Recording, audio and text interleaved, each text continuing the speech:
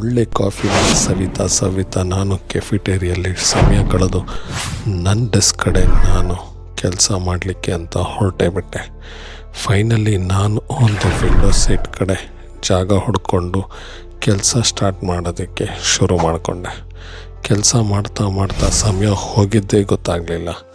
ಇನ್ನೇನು 12 ಗಂಟೆ ಆಯಿತು ಅನ್ನೋಷ್ಟಿಗೆ ಬ್ರೇಕ್ ತಗೊಳ್ಳೋ ಟೈಮ್ ಬಂದೇ ಬಿಡ್ತು.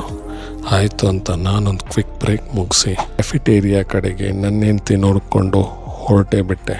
ಅಲ್ಲಿ ನೋಡಿದ್ರೆ ನನಗೊಂದು ಸರ್ಪ್ರೈಸ್ ಕಾದಿತ್ತು.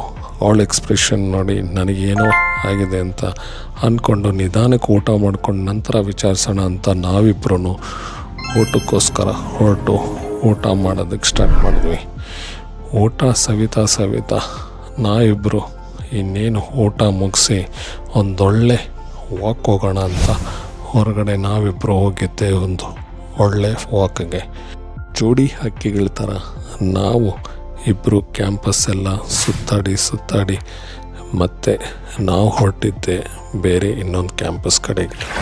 ಆವಾಗ ವಿಚಾರಿಸ್ತಾ ಏನಾಯಿತು ಅಂತ ನನ್ನ ಹೆಂಡತಿನ ಕೇಳಿದಾಗ ಅವಾಗ ಗೊತ್ತಾಗಿದ್ದು ಶಾಕಿಂಗ್ ನ್ಯೂಸೇ. ಅವತ್ತು ಆನ್ಬೋರ್ಡಿಂಗ್ ಪ್ರೋಸೆಸ್ ಆಗಿರಲಿಲ್ಲ. ಪ್ಯಾನ್ ಕಾರ್ಡ್ ಇಶ್ಯೂಯಿಂದ ಅವತ್ತು ಅವಳ ಆನ್ಬೋರ್ಡಿಂಗ್ ಪ್ರೋಸೆಸ್ ಆಗಲೇ ಇಲ್ಲ. ಇನ್ನೇನು ಬಂದ ದಾರಿ ಸುಂಕ ಇಲ್ಲ ಅಂತ ನಾನು ಅವಳು ಮನೆ ಕಡೆ ಹೊರಟೇ ಬಿಟ್ವಿ.